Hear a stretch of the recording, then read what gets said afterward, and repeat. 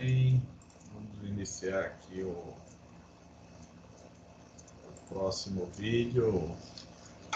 São vários vídeos com uma introdução ao Scilab, uso dele em modelagem de sistemas lineares, sistema de controle, disciplinas dessa natureza, né? Então, a gente já teve alguns vídeos anteriores. Nesse vídeo aqui a gente vai dar uma olhada nas funções básicas para um sistema linear, né? Então, como vocês sabem, S é uma variável complexa, certo?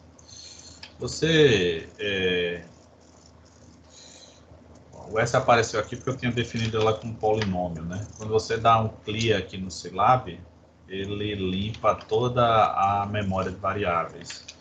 Então, agora que eu dei um S aqui, ele entende o S como sendo uma variável que eu não defini ela ainda, né? Então, ela não está definida, né? Eu limpei a memória. Só que o Scilab, boa parte dele foi desenvolvido para trabalhar com controle. Então, já existe uma variável pré-estabelecida, que é essa daqui, certo? Esse porcentagem S, né? Então, esse porcentagem S é a nossa variável complexa S utilizada na transformada de Laplace, né? Só fica muito chato toda hora ter que estar digitando esse símbolo aí de porcentagem. Então, a gente define S como porcentagem S. Então, a partir daqui, sempre que você escrever uma equação envolvendo S, o Scilab já sabe que esse S aqui que você está utilizando não é mais uma variável polinomial, certo? Ele é a variável complexa S, resultante lá da transformada de Laplace, que é um polinômio, né? Então, só que é bom lembrar que o S possui parte real e parte imaginária. Então, quase todas as funções, operações que você trabalha com polinômio vão trabalhar normal aqui, certo? Contudo, tem muitas que você não vai conseguir executar, só vai conseguir executar se você tiver definido o S dessa forma como uma variável complexa. Aproveitando que a gente está definindo símbolos nativos do Scilab, o número complexo I também é representado dessa forma, né? O I igual a raiz quadrada de menos 1. Não ter que ficar digitando porcentagem toda hora, eu vou dizer que J é igual a isso, né? Em elétrica, é comum a gente utilizar o J, já que a letra I a gente utiliza o tempo todo para corrente, né? Então, para não confundir, a gente utiliza o J para designar número complexo, certo? Então, vamos começar pelo básico aqui, né? Vamos só definir algumas funções aqui com S, né? É interessante definir em termos de numerador e denominador, né? Vamos pensar no numerador aqui do tipo S mais 3, por exemplo. E um denominador, vamos pegar um denominador, né? S mais 5 mais S ao quadrado mais 5 mais 20, por exemplo. Eu acho que esse denominador vai ter raízes complexas, né? Como é que eu faço para saber? Isso aqui eu expliquei em outro vídeo, né? Ver quais são as raízes do denominador. Olha só, deu uma parte real igual a 0, né? Não foi muito boa na escolha, né? Então, deixa eu mudar esse denominador para ele ter uma parte real e uma parte... porque faltou um S ali. Tem uma parte real, ficou S ao quadrado mais 25, no fim das contas, né? Pronto, agora está melhorzinho, certo?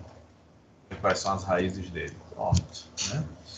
Então, as raízes, a parte real é 2,5, a parte imaginária é mais ou menos 3,7J, né?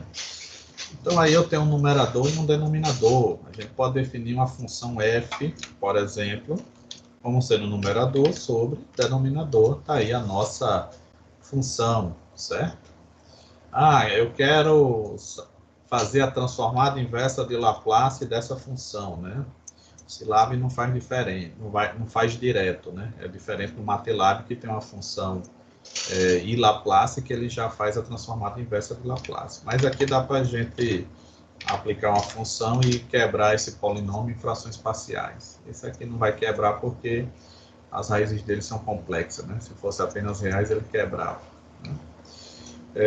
Seguindo aqui, algo importante que nós temos para fazer é definir um sistema linear, certo? E depois que a gente definir um sistema linear, a gente consegue trabalhar melhor com ele, né? Então, vamos definir o nosso amigo f como sendo um sistema linear contínuo no tempo, composto por um numerador e um denominador. Essa não é a única forma de você definir um sistema linear, certo? Eu poderia definir um sistema linear a partir de espaço de estados, né? E aí eu utilizaria as matrizes A, B, C, D e alguns outros vetores de condições iniciais, né? Mas, como nós não estamos fazendo isso por aqui, nesse momento, vamos trabalhar só com numerador e denominador. Então, você pode definir o f como sistema linear. Então, a partir de agora, aparentemente, eu tenho aquele mesmo polinômio f. Então, dá para mim fazer várias operações polinomiais com ele. Só que, em contrapartida, no momento que eu defino ele como sistema linear contínuo no tempo, existem outras funções no Scilab que vão aceitar que eu utilize ele, certo? Então, se você chegou nesse vídeo aqui, depois de ter assistido do espaço de estados, tem uma função bem interessante que é a seguinte, ó, TF para espaço de estados, né? Então, que é TF de função de transferência, né, para espaço de estados. Então, você aplica essa função e ele já vai lhe dar aqui, em relação a essa função de transferência, ele vai lhe dar aqui, ó, a matriz A, certo? A matriz B, né? A matriz C, a matriz D, que é zero, as funções iniciais são zero. Aqui, o restante do tempo, as funções iniciais são zero. O vetor de funções iniciais. Então, está tudo em espaço de estado, está tudo demonstrado aqui, né? Então, você pode transferir de função transferência para espaço de estado. E o contrário dá para fazer também, lá no vídeo de espaço de estado, mostra como é que faz. Tá bom? Por enquanto, vamos ficar com nossa função f aí, que é uma função bem simplesinha, né? O que é interessante a gente saber sobre essa função, né?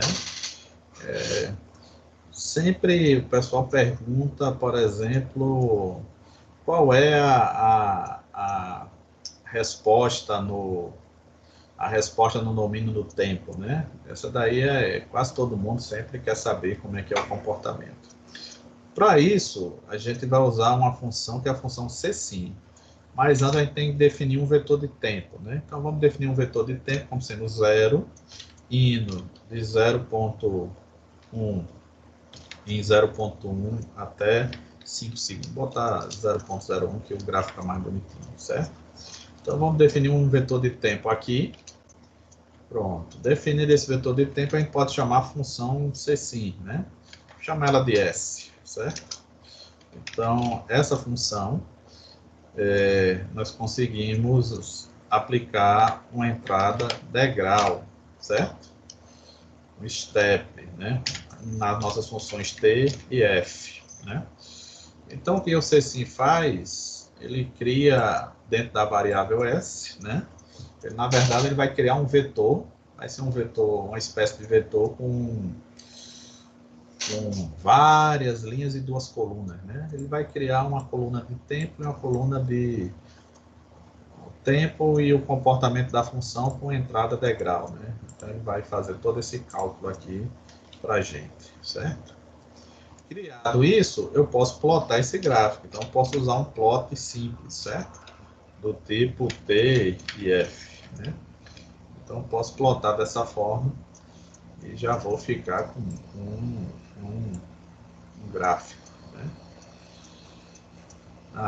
Plotei T e F, né? Desculpe. Aqui que é T e S. Né?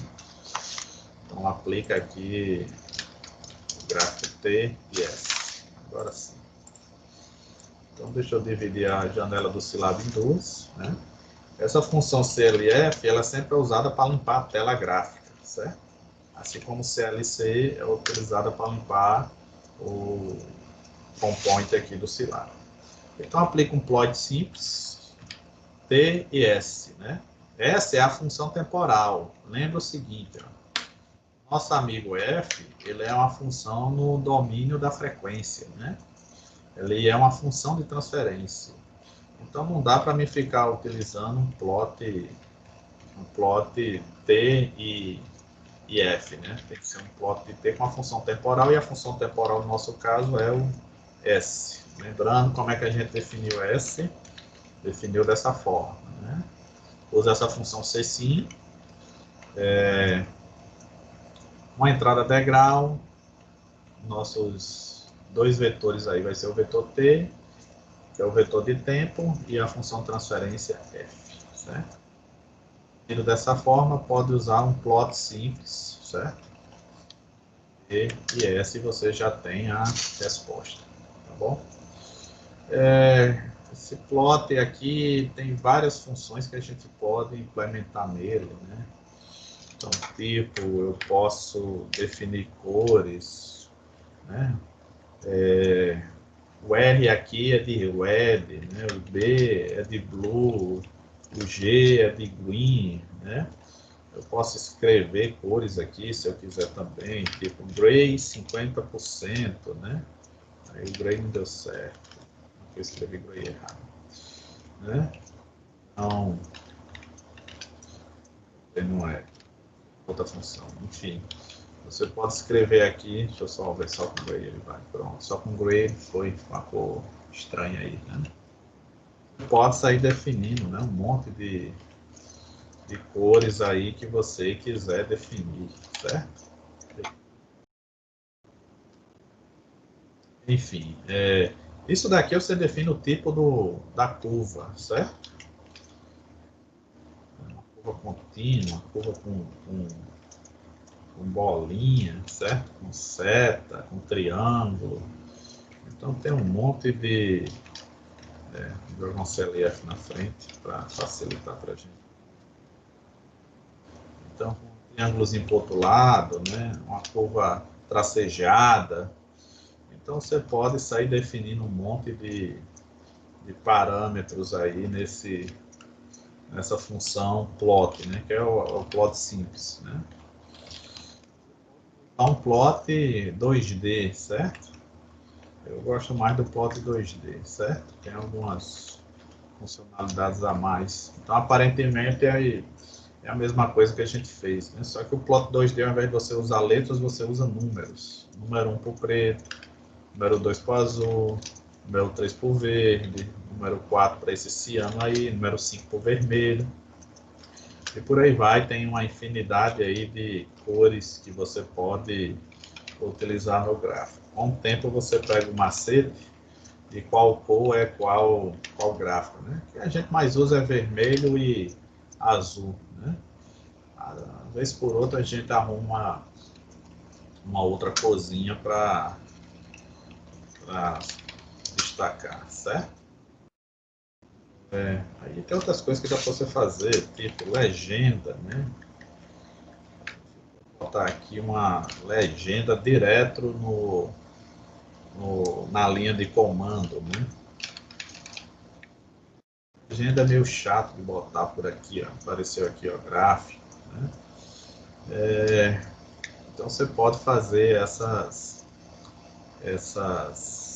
considerações. Dá uma olhada na nossa função f, né? Deixa eu mudar rapidamente, né? Eu digitei a função f aqui de forma aleatória. Era esse? Era não, né? Não. Era esse aqui, S mais 3. Me permito aqui botar um S mais 4, S mais 20, certo? E por que a gente está fazendo isso? Para ter uma função mais limpa no final, certo? Então vamos definir, não limpa, né? Para a gente ter uma referência melhor. Então, vamos lá. Linear, contínuo no tempo de numerador e denominador. aí a nossa função f, né? Vamos definir de novo a função s, vamos ser na resposta ao degrau e vamos fazer um plot aqui, certo? Apagar o gráfico antes e fazer um plot, né? Desse jeito a nossa resposta fica dando sempre 1, né? Como valor final, certo? Às vezes é interessante você botar uma grade. Então você pode botar essa grade para facilitar as leituras, as medições. Se você só tiver utilizando para ver o comportamento geral do gráfico, né, basta assim, certo? Mas às vezes tem uma gradezinha ajuda você ter um pouco mais de informação, certo? E dá para ficar tudo numa linha só também, certo? Vou botar o X-Grid aqui também na mesma linha aqui do... Mudou de cor, vamos botar um vermelhinho aqui. E aí o X-Grid ele também tem uns comandos que a gente bota que dá para trocar a cor da grade, certo? Dá para trocar o tipo do pontilhado, né? A largura do pontilhado mais grosso, mais fino, dá para trocar o tipo, a cor, então dá para fazer um monte de coisas também aí, né? Você só operacionalizando aqui, não botei argumento demais. Tem coisa que dá para você fazer aí. Se não quiser fazer nada disso, usa só o X-Grid normal que já tá resolvido, certo? Tá bom? Às vezes o pessoal me pergunta, né? Como é que eu boto uma linhazinha, né? Às vezes você quer uma linha horizontal para se referenciar. Então, vamos criar uma função aqui, referência, né? Referência será 1 mais 0 que multiplica t, né? Então eu crio a minha referência desse jeito aqui, certo? Então, plot 2D de R, por exemplo, aqui, né? E eu criei uma linha azul aqui em torno do ponto 1, certo? Ah, mas eu queria montar uma linha aqui para fazer o máximo e o mínimo da função, né? A faixa que ele fica entre 0,98 e que ele fica entre 1,02, né? 1,02. Faixa de mais ou menos 2%, né? Então você consegue criar essas linhazinhas aí para delimitar a sua função, né? Então dá para fazer isso, você joga só um plot em cima do outro, dá para fazer sem muito.